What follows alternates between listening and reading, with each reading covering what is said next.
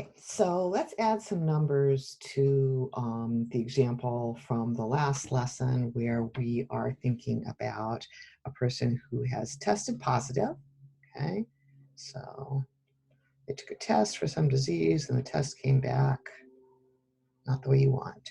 And D is the event that the person has disease. And what we want is the probability that you really have the disease conditional on that positive test result. How worried should you be? Okay. And we are going to use Bayes' law, is just all reviewing what we did in the last lesson to calculate that, because we will have the probability of P conditional on D, and the probability of D, and all those same things, probability of P conditional on D times the probability of D plus the probability of P conditional on not D, no disease, times the probability of no disease. So there's Bayes' law for us. And let's say that we,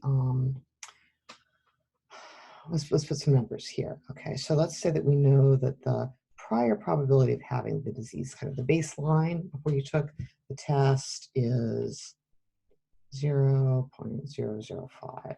Okay, so it's like 1 in 200 people have the disease. That's actually a pretty high probability for serious disease. It's a little bit higher than I think even the most common forms of cancer and the most vulnerable age groups, but it's kind of in the ballpark of that.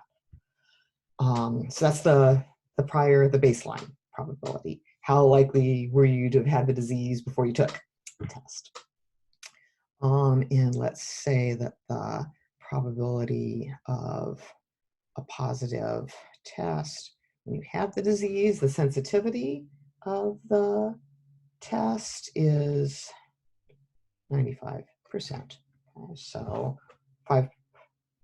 95% of the time, if the person has the disease, the test will tell you that it does.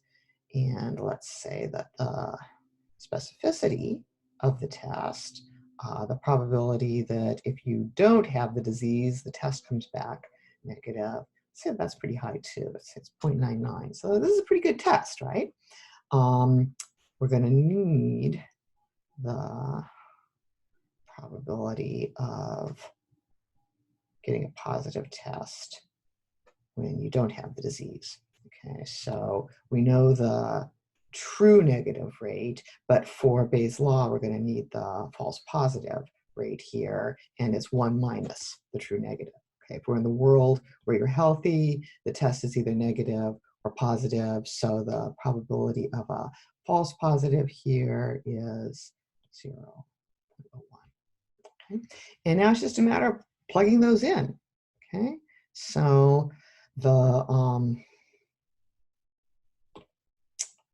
probability of P conditional on D, the probability of getting the positive test conditional on actually having the disease is 0.95 times the probability of actually having that disease here.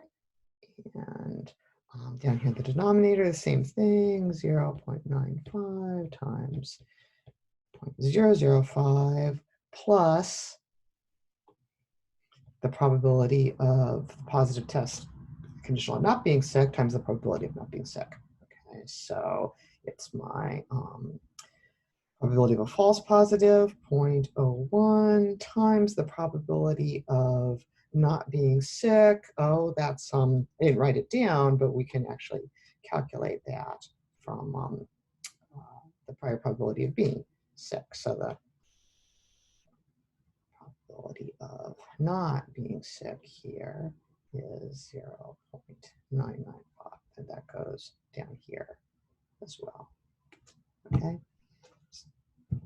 plug in the blanks, and we punch that out on a calculator, and this is what we get. Okay, and even though the process behind Bayes' law is, kind of makes sense. The conditional probability is a pretty intuitive thing, and Bayes' law just comes from the definition of conditional probability.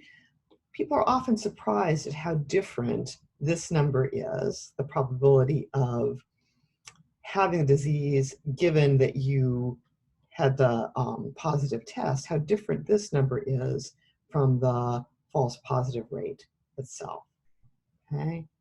So when we know that the people have the disease and we're looking to see how often the test is positive, it looks pretty good. 95% of the time the test is positive. But when we know the test is positive, the people have the disease only 32% of the time. They're twice as likely to not have the disease than they are to have it. Okay, so this is kind of the important insight of Bayes' law. It really matters what is conditional on what here, and the reason why they are different is because of I'll write them in here. Baseline probabilities being so different. Okay, if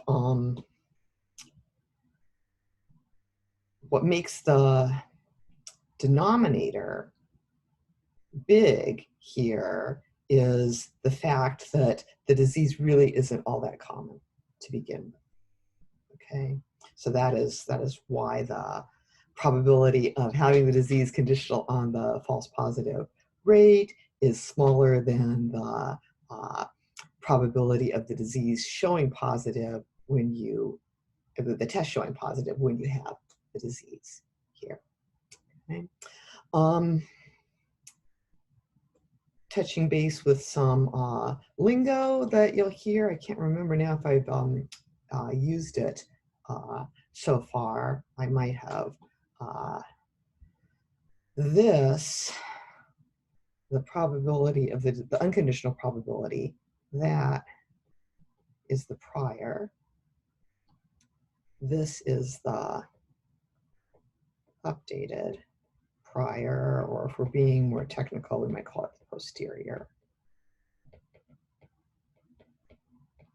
probability. Okay.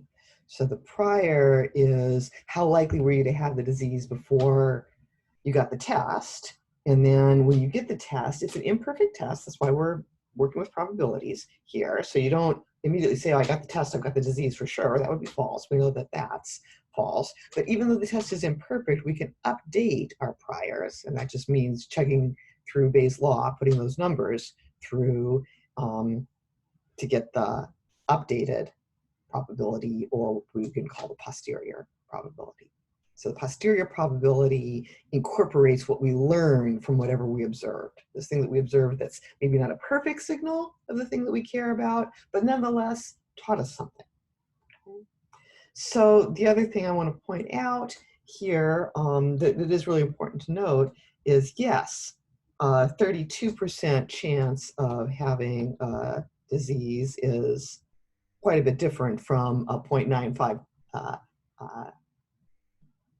probability of the test accurately picking up disease when it's present. These two numbers are really different, and this one's a lot lower. But the other comparison that is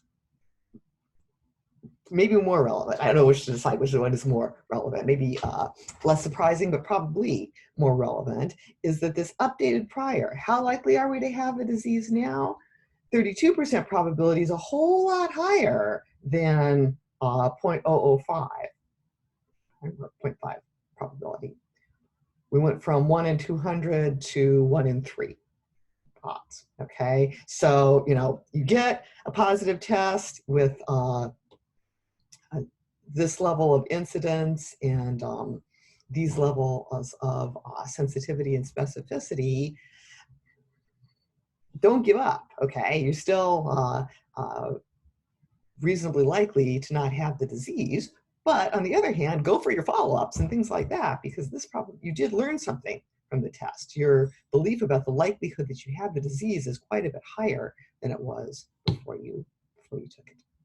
Okay, so this example of working through medical test is an example that would apply to any kind of situation where we're trying to learn something from something else, where the relationship between the two things is present but not perfect. And as I say, that just comes up over and over again. Um, I feel like Bayes' law is one of the core ideas that I hope you take away from 200A.